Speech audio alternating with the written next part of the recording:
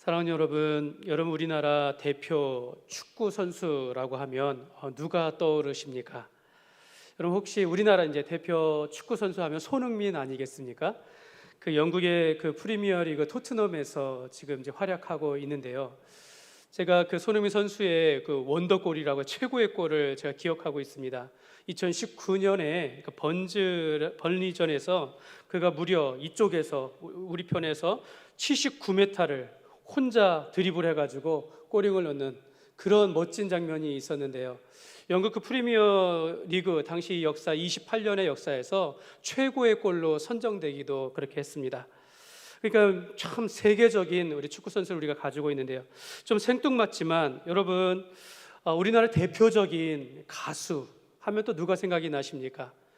같은 해 2020년에 정말 최고의 화제가 되었던 가수이고 2020년에서부터 22년까지 올해의 가수 1위를 맞은 그 가수가 있는데요.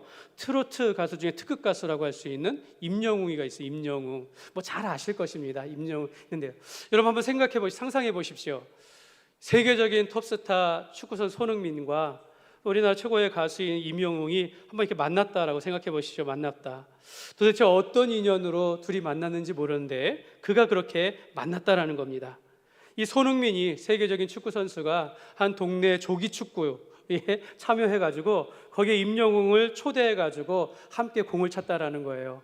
그래서 손흥민 선수가 어시스트를 해가지고 임영웅 가수가 골을 넣었다. 이게 이제 신문에 쫙 나온 적이 있습니다. 어찌 보면 세계적인 축구 스타와 또 우리나라의 최고의 가수가 만나는 어떤 세계의 만남이라 할 수 있는 정말 특별한 만남이다라고, 정말 완전 새로운 그림이다라고 할 수 있겠습니다. 그럼 제가 왜 이 말씀을 드리냐면 오늘 본문에 등장하는 이방인 고넬료와 예수님의 제자 수제자 사도 베드로의 만남이 이러한 만남이다라고 할 수 있는 것입니다. 여러분 이 복음의 역사 속에서 보면 정말 하나님께서 이 베드로와 고넬료를 만나게 하신 것이 하나님의 기적의 역사요, 기적의 만남이었다라고 할 수 있는 것입니다. 마치 축구 경기에서 중요한 승부처에 아주 감독이 특급 선수를 이렇게 투입하는 것과 같이 어떤 게임을 지배할 때 게임을 바꾸는, 흐름을 바꾸는 게임 체인저와 같은 역할을 한 것이 바로 이 복음을 전파하는 가운데 이제 유대의 사회에서 이방인의 세계로 넘어가는 이 복음의 전파가 이 이스라엘에서 세계로 나아갈 수 있는 그 교두보의 역할을 한 것이 바로 이 베드로와 고넬료와의 만남에서 이루어졌다라는 것입니다. 여러분 유대인들은 하나님의 택함을 받았다라는 그런 선민의식을 가지고 있습니다. 유대인들이 아닌 사람들을 만나는 것을 부정하게 생각하면서 그래서 가까이 하지 않았다라는 것입니다. 이 때문에 베드로가 저 멀리 살았다 알지 못하는 고넬료라는 로마 사람 백부장을 만난다라는 것은 자기 의지로는 도저히 만날 수 없는 그런 만남이었다라는 것이죠. 여러분 그런데 이 고넬료를 만나는 것이 베드로 스스로는 할 수 없는 가운데 만났다라는 것은요 정말 하나님의 놀라운 인도가 아닐 수 없습니다. 여러분 고넬료의 입장에서는 어떻습니까? 여러분 고넬료라는 사람은 로마의 백부장으로서 군사 장교라고 할 수 있겠습니다. 근데 장교로서 그가 생전에 자기의 상관이 아닌 이상 일반 사람들에게 자기가 무릎을 꿇고 엎드려 절하는 일이 도대체 있을 수 있겠습니까? 그런데 이 고넬료가 사도 베드로를 만나면서 주의 종으로 여기며 그 발 앞에 엎드려서 절하였다라는 것입니다. 여러분 우리가 우리 일상의 삶 속에서 이러한 일들, 이런 만남들, 우리가 도저히 상상할 수 없는 일들이 일상에서 벌어지고 있는데 그것이 우리의 믿음의 눈으로 바라보면 하나님의 인도하심이요 성령님께서 우리를 사랑하시고 우리를 도우시는 손길이다라는 것을 우리가 알 수 있겠습니다. 어찌 보면 하나님께서는 우리의 인생 가운데 우리를 통하여 만남과 또 일상의 일들, 새로운 일들, 여러 가지 현상 속에서 우리를 마치 기적과 같은 일들을 이루어가기를 원하시는데요. 오늘 이 고넬료와 베드로와의 만남과의 그 관계 속에서 하나님께서 어떻게 역사를 이루어가시는지, 어떻게 기적이 일어날 수 있는지를 우리가 두 가지로 살펴보기를 원합니다. 먼저 첫 번째로 여러분 하나님의 기적은요 순종을 통하여서 하나님의 기적이 일어나는 것입니다. 여러분 하나님 앞에 순종하는 사람을 통하여서 우리가 이해할 수 없는 일들이 이루어지게 되어지고 그 속에서 하나님의 역사를 이루어가게 되어지는 것입니다. 고넬료가 베드로를 만나고 또 베드로가 고넬료를 만났다라는 것은요, 사람의 뜻이 아니라 하나님의 계획 가운데 이루어진 성령님의 역사입니다. 하나님은 기도하는 고넬료에게 환상을 통해서, 환상 가운데서 말씀하셨어요. 갑자기 천사가 말을 하기를, 네가 사람을 보내어서 저 멀리 있는 요바에 있는 베드로를 데려오라, 이렇게 말씀을 전한 거예요. 그 말씀에 순종하여서 이 고넬료가 사람을 보냈다라는 것입니다. 그리고 베드로는 어떻습니까? 베드로는 곧즈음에 지금 고넬료가 보낸 하인들이 오고 있는 도중에 그런 가운데 하나님께서 하늘 보자기의 환상을 보여주시면서, 베드로야, 내가 하나님이 깨끗하다 한 것을 내가 속되다, 부정하다 말하지 말라라고 하면서 받아 먹으라 라는 이 환상을 보게 됐다라는 것입니다. 그래서 베드로가 가진 유대인으로서 이방인에 대한 선입견이나 편견, 부정에 대한 부정적인 인식들을 깨게 하시면서 마침 도착한 하인들의 인도함을 따라서 저 멀리 있는 가이사랴 지방까지 고넬료를 만나러 따라가게 된 것입니다. 사랑하는 여러분, 이 베드로와 고넬료의 만남, 여러분 이러한 세기의 만남 기적은요, 여러분 이렇게 주의 말씀을 들으면서 내가 알 수 없는 상황 가운데 내 상식과 생각이 다르더라도 순종할 때 이루어진다라는 것입니다. 여러분 우리가 듣기는 들어도 따르지 아니하면 아무 일도 일어나지 않는 것입니다. 여러분 고넬료는 군인이기 때문에 상명하복이라고 해가지고 상관이 명령하면 하관은 복종하는 것, 그러니까 평소에 말씀을 듣는, 그러니까 명령을 듣는 훈련이 되었다라는 거죠. 이게 하나님의 말씀, 평소에는 상관에 대한 말씀을 듣지만 그 안에 하나님을 경외하는 마음이 있기 때문에 하나님의 말씀을 들었을 때 그가 즉시로 순종할 수 있었다라는 것입니다. 고넬료는 백성을 구제할 만큼 선량한 사람이었고 온 가족과 함께 하나님을 경외하며 예배하는 삶이었으며, 우리가 지난 시간에 말씀을 드렸지만 경건의 모양이 아니라 경건의 삶을 살아간, 평소에 훈련되어진 그런 사람이었다라는 것입니다. 이 고넬료가 환상 중에 베드로를 만날 것을 말씀하시는 그 말씀을 들으면서 하인을 보냈을 때 이 고넬료가 한 행동이 무엇이냐면, 이미 베드로가 올 줄 알고, 반드시 올 줄 알고 자기의 가족과 친척과 가까운 사람들을 다 불러 모았다라는 겁니다. 베드로의 말을 듣기 위하여서 불러 모으면서 25절 말씀에 보면요, 마침 베드로가 그의 집에 들어올 때에 고넬료가 맞아 발 앞에 엎드려 절하니. 그러니까 이 고넬료가 베드로가 오자마자 정말로 감사하며 그 앞에 엎드려서 절하였다라는 것입니다.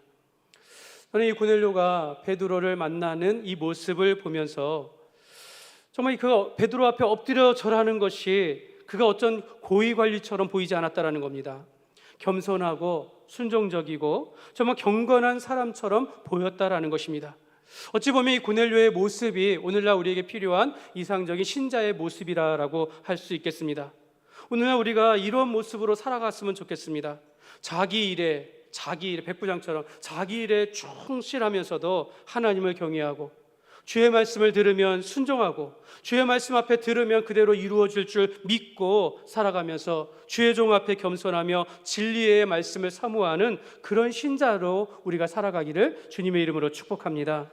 여러분 고넬료는 이 베드로 사도 앞에서 자신이 기도 중에 본 환상에 대하여 이 베드로에게 설명합니다. 내가 집에서 기도하고 있었는데 갑자기 한 천사가 내 앞에 서서 내가 내 기도를 들었다, 내가 네 구제하는 일을 내가 보았다라고 하면서 하인을 보내서 당신을 찾아오라라고 했습니다. 그래서 당신이 이렇게 온 것입니다, 이렇게 말했다라는 겁니다.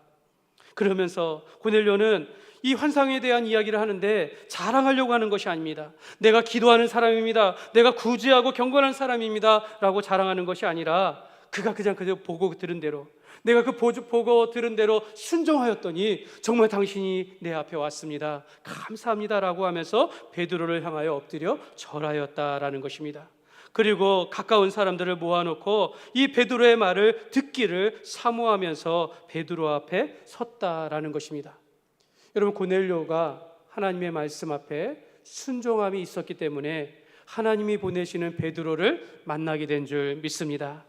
여러분 베드로는 어떻습니까? 여러분, 베드로의 입장에서 베드로는 이 이방인에 대한 어떤 악한 감정들, 또 이 부정적인 인식을 바꾸어 가지고 이 이방인 고넬료를 만나는 일에 주저하지 않냐고 저 먼 길에서 가이사라까지 찾아왔다라는 것입니다. 오늘 25절 26절 아까 말씀 다시 보면요, 마침 베드로가 들어올 때에 고넬료가 맞아 발 앞에 엎드려 절하니 베드로가 그를 일으켜 이르되 일어서라, 나도 사람이라 하고. 여러분, 고넬료가 자기 발 앞에 엎드려서 막 절하려고 절하자 베드로가 그를 일으켜 세웠다라는 겁니다. 그런 말하기를 나도 사람일 뿐이니까 이러한 절을 하는 거 하나님께 하는 것이지, 이런 뜻이겠죠. 하나님의 경배를 받으셔야 하는 것이지 나에게 절하는 것이 아니다라고 말하는 겁니다. 여러분, 베드로가 어느새 이방인이라도 받아주는 사람이 되었고, 그가 엎드렸을 때 거만하지 않는 그런 사람으로 변하여 그를 받아주고 있었다라는 것입니다. 28절 말씀에 보면 베드로가 고넬료에게 이런 말합니다. 이르되 유대인으로서 이방인과 교제하며 가까이 하는 것이 위법인 줄은 너희도 알거니와 하나님께서 내게 지시하사 아무도 속되다 하거나 깨끗하지 않다 하지 말라 하시기로. 내가 이 말씀에 순종하며 왔다라는 겁니다. 내가 평생을 이방인을 가까이 하지 아니하는 이 법을 따라왔는데 하나님께서 이것이 내가 깨끗하다게 한 것을 네가 속되다 하지 말라, 이 말씀, 이방인을 향한 말씀인 것을 깨닫고 여기까지 오게 되어지면서 그가 엎드렸다 할지라도 일으켜 세우면서 나는 너와 같은 사람이라 라고 말하면서 그와 함께 했다라는 것입니다. 사랑하는 여러분, 우리의 신앙이 자라가고 또 성숙해져 가는 것은 여러분 내 안에 있는 자아를 하나님 앞에 내려놓았을 때 일어납니다. 여러분, 내가 가지고 있는 여러 가지 선입견, 나는 그렇게 생각하지 않겠죠. 그냥 나의 생각, 나의 지식, 나의 경험. 그러나 하나님이 보시기에는 너의 편견, 너희가 가지고 있는 고집, 너만이 가지고 있는 경험을 가지고 네 뜻대로 살아가면 안 된다라는 것입니다. 하나님께서 말씀했을 때 나와 다른 것이라 할지라도 그의 말씀에 순종하며 주의 말씀으로 우리의 삶을 채울 때 그 가운데 우리의 믿음이 성장하게 되어지고 하나님의 뜻을 이루어가게 되어지는 것입니다. 베드로는 자신을 변화시켜 하나님의 말씀으로 자신을 변화시키려고 할 때 그것을 순종하였을 때 바로 고넬료를 만나게 되어지며 이 세 개의 만남이 이루어지게 되어지는 것입니다. 29절 말씀에 보면 베드로가 부름을 사양하지 아니하고 왔노라 묻노니 무슨 일로 나를 불렀느냐라고 말하는 겁니다. 사도로서 내가 다 알고 왔습니다 이렇게 말하는 게 아니라 무슨 일로 나를 왔습니까? 불렀습니까? 라고 그렇게 베드로가 이방인에게 그렇게 묻고 있는 것입니다. 저는 이 베드로가 나도 사람이라, 내가 불렀기에 사양하지 않고 왔는데 무슨 일로 나를 불렀느냐, 참 이 말이 참 인간적으로, 좋은 의미로 인간적으로 참 들리는 것입니다. 여러분, 보통 베드로 정도 되면 예수님의 수제자여 사도라면 이전의 말씀에 보면 병자를 고치고 그가 설교하면 수천 명이 변화되어지는 이런 능력 있는 오늘날의 목사 또는 능력 있는 사람이라고 할 수 있는데, 나도 사람이라 일어서라는 거예요. 내가 무슨 일로 왔느냐라고 하면서 나는 모르는데 무슨 일로 왔느냐라고 하면서 겸손하게 말한다라는 것입니다. 여러분, 성도들은 우리 목사님에 대한 기대가 있어요. 말씀의 능력자가 되기를 원하고, 기도하면 이루어지기를 원하고, 어떤 교회보다 우리 좋은 목사님 이렇게 되기를 원하는데요. 사랑하는 여러분, 저도 사람일 뿐입니다. 제가 여러분들의 기도 제목을 가지고 오거나 어떤 일이 있을 때 제가 알면서 기도하겠습니까? 주님의 뜻에 순종하여 그 기도를 붙들고 같이 기도한다라는 것입니다. 마치 우리가 점을 치듯이 목사님이 아나 모르나, 이 사람이 능력이 있나 없나, 이런 것이 믿음이 아니라 우리가 살아계신 하나님을 인격적으로 만나며 우리가 삶 가운데 하나님 앞에 일들을 감당할 때 우리가 인격적으로 교제하며 주의 일들을 감당하는 것입니다. 사랑하는 여러분, 저는 여러분 앞에 어떤 이렇게 신통방통한 그런 목사로 기억되기를 원하지 않습니다. 여러분, 그렇게 오해하시면 안 된다라는 것이죠. 저는 그저 선한 목자와 같이 하나님의 말씀을 증거하고 여러분 앞에서 좋은 목사로서 참 인간적이고 인격적인 그런 목사로 그렇게 기억되기를 소망합니다. 그럼에도 불구하고 우리가 하나님의 말씀 앞에 순종하며 주의 뜻 안에서 우리가 서로 사랑하며 주의 일을 감당할 때 하나님은 우리보다 앞서서 행하게 될 줄 믿습니다. 하나님께서 우리를 위하여 선한 길로 인도하시고 우리가 구하는 것보다 더 좋은 것으로 주시는 분이심을 우리가 믿고 살아가야 될 줄 믿습니다. 베드로는 그저 고넬료를 만나는 것을 하나님의 뜻과 섭리로 순종하였다라는 것입니다. 그리고 만나는 가운데 깨달아서 나아갔을 때 그다가 깨달은 것을 설명하는데요, 34절과 35절의 말씀에 보면요, 베드로가 고넬료에게 이런 말합니다. 베드로가 입을 열어 말하되 내가 참으로 하나님은 사람의 외모를 보지 아니하시고 각 나라 중 하나님을 경외하며 의를 행하는 사람은 다 받으시는 줄을 내가 깨달았도다. 베드로도 깨달았다라는 거예요. 다 하는 게 아니라 이번 기회를 통해서 내가 고넬료를 만나게 하시는 걸 보니까 하나님께서 그동안 가지고 있었던 유대인으로서의 어떤 우월의식, 선민의식, 이런 기득권 내려놓게 하시고 복음이 전파되는 곳에 이방인에게도 나를 나아가게 하시고 인도하시는 것을 내가 깨달았습니다. 하나님은 사람을 외모로 보시는 것이 아니라 모든 사람에게 동일하게 하나님의 말씀과 복음이 증거되게 하셨다라고 말하고 있는 것입니다. 사랑하는 여러분, 저는 이 고넬료와 베드로의 이와 같은 정말 이 세계적인 만남이 첫째는 하나님의 뜻과 성령님의 주도 면밀하게 인도하셨기 때문인 것은 분명한 것이지만, 두 번째로 거기에 이 두 사람의 순종함이 있었다라는 것입니다. 겸손하여 주의 말씀을 따랐기 때문에 이 두 사람이 만날 수 있었다라는 것입니다. 어느 날 단번에 이루어지는 것이 아니라 그동안 경건하게 살아왔기 때문에, 하나님의 말씀에 순종하는 훈련이 되어졌기 때문에 하나님께서 저 먼 곳 아무 인연도 없고 관련도 없는 이 고넬료와 베드로를 만나게 하심으로 베드로를 통하여 고넬료에게 복음이 증거되게 하셨다라는 것입니다. 여러분, 이런 얘기 있지 않습니까? 어떤 사람은 냄비 신앙이고 어떤 사람은 가마솥 신앙이다. 여러분, 이해가 되시죠? 여러분, 냄비에 찌개를 끓이면요 쉽게 끓어오릅니다. 그리고 냄새도 쉽게 나요. 맛있는 거 하는 것처럼. 뚜껑도 막 냄비에 끓이면 뚜껑도 들썩들썩거립니다. 금방 뜨거워져서 먹기 좋지만 그 불판에서 내려놓으면 금방 식어버린다는 겁니다. 여러분, 냄비 신앙이 그렇습니다. 겉으로는 뜨겁고 당장에 자기의 목숨까지 내놓을 것 같은 열심을 가져 있고 있는 것처럼 보이지만, 이런 조그만 시험이나 유혹에 금방 쓰러져 버린다는 것입니다. 근데 여러분, 가마솥은 어떻습니까? 여러분, 그 무거운 뚜껑을 열기 전에는 그 속에 있는 국이 끓고 있는지 아닌지 잘 모른다라는 거예요. 한번 끓으면 그 뜨거움과 깊은 맛이 오래 간다라는 것입니다. 여러분, 우리가 신앙생활하면서 겉으로는 좀 화려하지 않아도 항상 그 자리에 있는 사람입니다. 맡겨진 일에 충성하고 누가 알아주지 않아도 하나님 앞에 믿음 가운데 살아가면서 그렇게 주의 말씀에 순종하는 한결같은 신앙을 가진 사람을 우리가 이제 가마솥 신앙이다, 이렇게 말씀드릴 수 있는 것입니다. 요즘에 여기에다가 이제 그 리어커 신앙이라는 게 있어요. 리어커 신앙. 이게 뭡니까? 앞에서 끌어주면 따라와요. 그러나 조금만 놔두면 안 온다는 겁니다. 그냥 거죽에 서 있는 사람이 있다라는 거죠. 가만히 신앙, 소금 가만히 신앙이 있다면, 소금 가만히. 비가 오면 움직이질 않아요. 비가 오면 뭔가 문제가 생기면 교회 나오질 않는 그런 신앙의 사람들이 있다는 겁니다. 그런데 여러분, 상록수 신앙이 있다고 합니다. 시냇가의 신기운 나무처럼 뿌리가 깊고 열매를 맺는 신앙입니다. 사랑하는 여러분, 우리는 어떤 신앙의 삶을 살아가야겠습니까? 여러분, 냄비처럼 잠깐의 은혜를 받기 위해서 애쓰는 신앙을 살아가야겠습니까? 아니면 우리가 살아계신 하나님을 신뢰하면서 예수님과 동행하며 한결같은 신앙으로 우리가 평생을 살아가고, 또 우리가 이 상록수와 같이 뿌리 깊은 나무로서 늘 푸르고 늘 열매를 맺는 이런 신앙의 삶을 살아가야 되지 않겠습니까? 여러분, 고넬료의 신앙, 베드로의 신앙, 하나님께서 두 사람을 만나게 하신 것은 그들 가운데 하나님의 말씀에 훈련되어지고 순종하는 훈련이 되어졌기 때문에 만나게 되었다라는 것을 여러분 꼭 기억하시기를 바랍니다. 두 번째로, 여러분, 하나님의 기적은요, 복음에 대한 열정과 사모함이 있을 때 하나님의 기적이 일어납니다. 같이 한번 읽겠습니다. 복음에 대한 열정과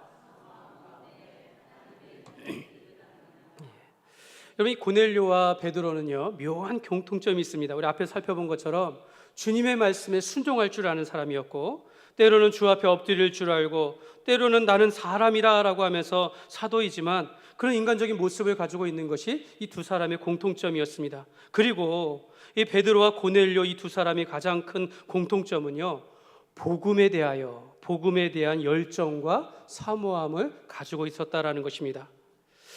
저는 오늘 이 말씀 가운데 이제 이 고넬료가 베드로를 만나면서 예수 그리스도의 복음에 대하여 듣게 되어집니다. 그리고 나서 그가 성령 안에서 거듭나 세례를 받게 되어지는데요. 여러분 한번 생각해 보면, 그렇다면 고넬료가 베드로를 만나기 이전까지, 그러니까 하나님을 경외하였고 그가 항상 기도하는 사람이었고 구제하며 경건한 사람이라 할지라도 예수 그리스도의 복음에 대하여 듣지 아니한 상태라는 것을 우리가 알 수 있는 것이죠. 아직 그가 성령을 받지 않았고 예수 그리스도의 이름으로 아직 세례를 받지 않은 상태라는 것입니다. 여러분 이것이 무엇을 말합니까? 여러분 성경에 베드로가 이런 말을 했습니다. 다른 이로서는 구원을 받을 수 없나니 천하 사람 중에 구원을 받을 만한 다른 이름을 우리에게 주신 일이 없음이라 하였더라. 여러분 천하 사람 중에 오직 우리를 구원하실 분은 예수밖에 없다라고 말씀하셨는데, 이 고넬료가 아직 예수님을 만나기 전에 그럼에도 불구하고 그가 하나님을 경외하고 기도하고 구제하고 경건한 사람이었다라는 것입니다. 여러분 우리가 하나님을 경외한다 말하며 구제하며 예배드린다 할지라도 예수님을 아직 만나지 않았다면 아직 구원에 이르지 않을 수 있다라는 것을 말씀하고 있는 것입니다. 여러분 고넬료는 아직 구원받은 성도가 아닐 수 있다라는 것입니다.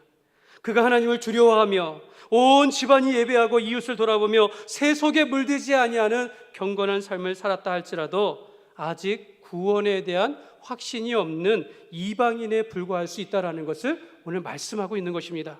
사랑하는 여러분, 우리는 어떻습니까? 여러분은 어떻습니까? 여러분 구원의 확신 없이 혹시 예배드리진 않습니까? 여러분 우리가 하나님 앞에 온 마음 다해서 예배 교회 생활을 하는데 내가 예수 그리스도에 대한 지식과 믿음이 없이 살아가고 있는 것은 아닙니까? 로마서 10장 9절과 10절 말씀에 보면 이렇게 말씀합니다. 내가 만일 내 입으로 예수를 주로 시인하며 또 하나님께서 그를 죽은 자 가운데서 살리신 것을 내 마음에 믿으면 구원을 받으리라. 사람이 마음으로 믿어 의에 이르고 입으로 시인하여 구원에 이르느니라. 여러분 분명히 성경의 말씀에 보면은요, 우리가 예수를 입으로 시인할 때 또 우리가 죽은 자가 살리신 그 예수를 우리 마음에 믿으면 구원에 이른다라고 말합니다. 그러니까 성경은 오직 구원을 받는 것은 오직 예수뿐이다라고 그렇게 말씀하고 있는 것입니다. 예수님이 그리스도이심을 고백하며 예수님께서 우리의 죄를 위하여 십자가에 못 박혀 죽으시고 사흘 만에 부활하신 것을 우리가 마음으로 믿고 입으로 시인하면 구원에 이르게 되어진다는 것입니다. 여러분 이와 같은 예수 그리스도에 대한 지식과 믿음이 없이 하나님을 경외하고 또 하나님 앞에 열심히 내는 것, 여러분 이것이 우리를 구원으로 이끌지는 않는다라는 것입니다.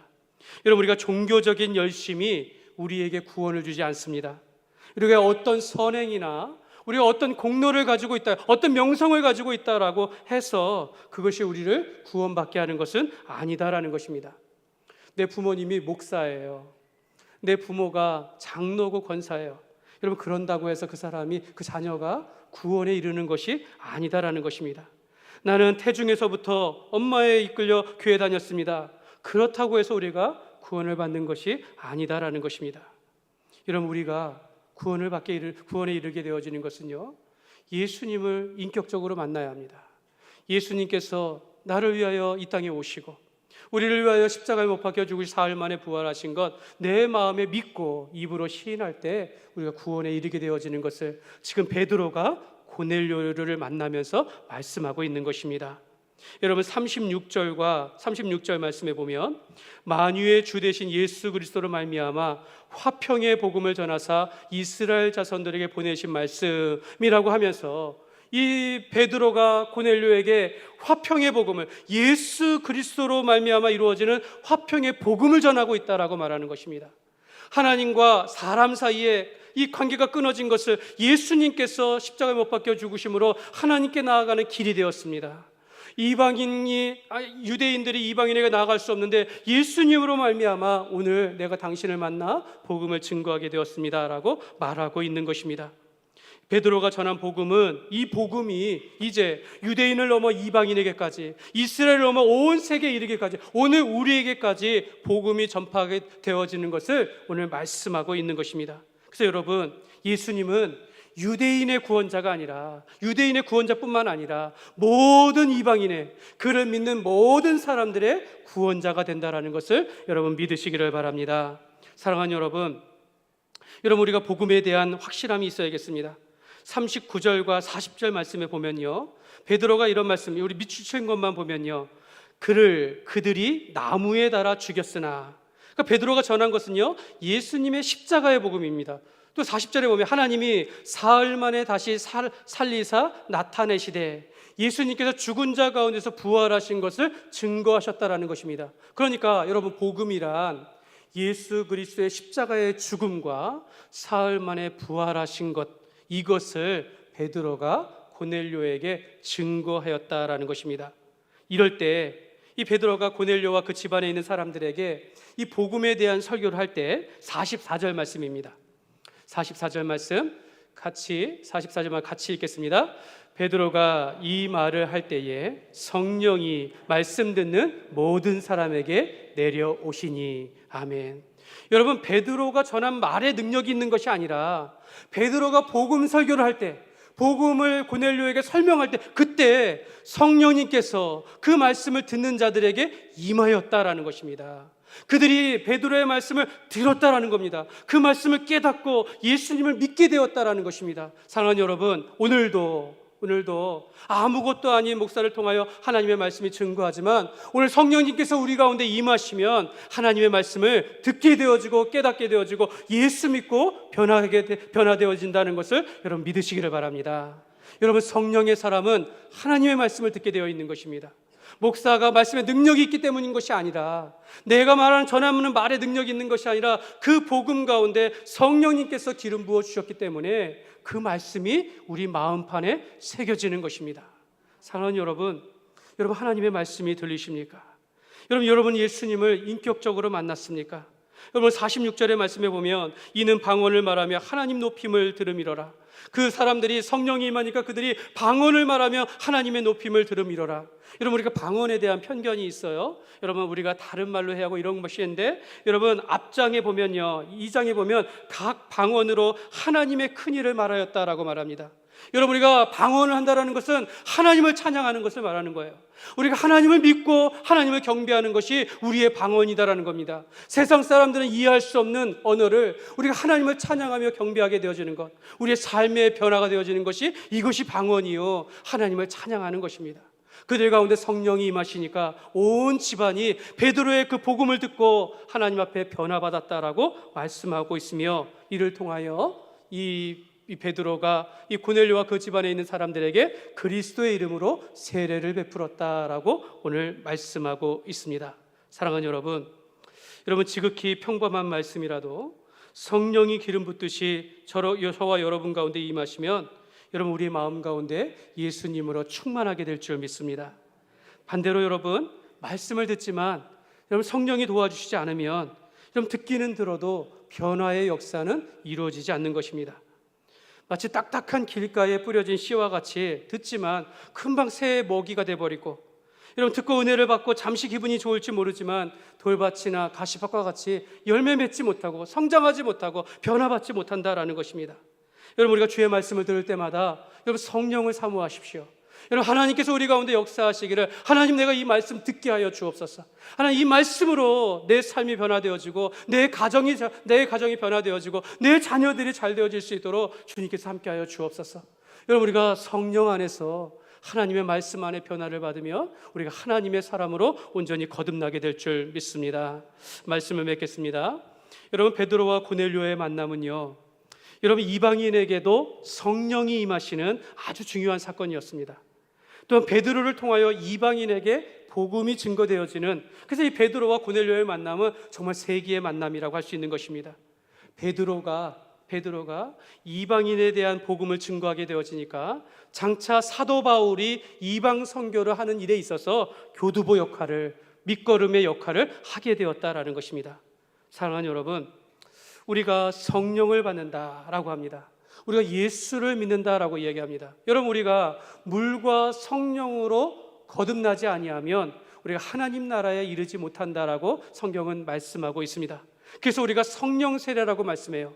여러분, 우리가 단순하게 물로 세례를 받는다라고 해서 우리가 천국에 들어가는 것이 아니라 우리 마음 가운데 성령이 임하셔서 정말로 예수님을 우리가 인격적으로 만나게 될 때라는 것입니다. 여러분, 저는 여러분들에게 성령 세례를 이렇게 말씀드리고 싶어요. 예수님을 인격적으로 사귀어 우리가 친밀해지는 것입니다. 내가 하나님의 말씀을 들을 때 그 하나님의 말씀을 내가 가까이 하고 하나님의 뜻대로 살아가는 그런 변화를 받는 것이 바로 성령의 세례라는 것입니다. 여러분, 우리가 어떤 특별한 체험이 있어야 하는 것을 말하는 것이 아닙니다. 다만 고넬료도 원래는 하나님을 경외하는 사람이었어요. 그가 기도하는 자였고 구제하는 경건한 사람이었지만 그가 구원에 이른 것은 성령 안에서 복음의 말씀을 듣고 변화를 받았기 때문인 것입니다. 사랑하는 여러분, 가장 큰 은혜가 무엇입니까? 오늘 우리에게 전해진 이 복음이 나에게뿐만 아니라 내 사랑하는 가족들에게, 이 경계를 넘어 내가 아는 사람들에게 복음이 증거되어지는 것이 가장 큰 은혜가 되어지는 것입니다. 하나님, 오늘도 베드로와 같은 순종적인 사람을 통하여서 고넬료와 같은 영혼에게 복음을 증거하기를 원하십니다. 하나님은 말씀이 선포되어지는 곳에 성령의 역사가 나타나게 하시면서 오늘도 예수를 그리스도로 고백하게 하시고 그 사람들을 통하여 또 복음이 증거되어지고 성령이 역사하여 하나님의 나라가 확장되게 하시는 것입니다. 여러분, 여기 계신 모든 분들은 한 사람도 빠짐없이 성령님께서 함께 하셔서 우리의 죄를 위하여 죽으신 예수님을 온전히 믿으셔서 영생을 받았음을 확신하고 천국에 대한 확실한 소망을 가지고 살아가시기를 주님의 이름으로 축원합니다. 이 시간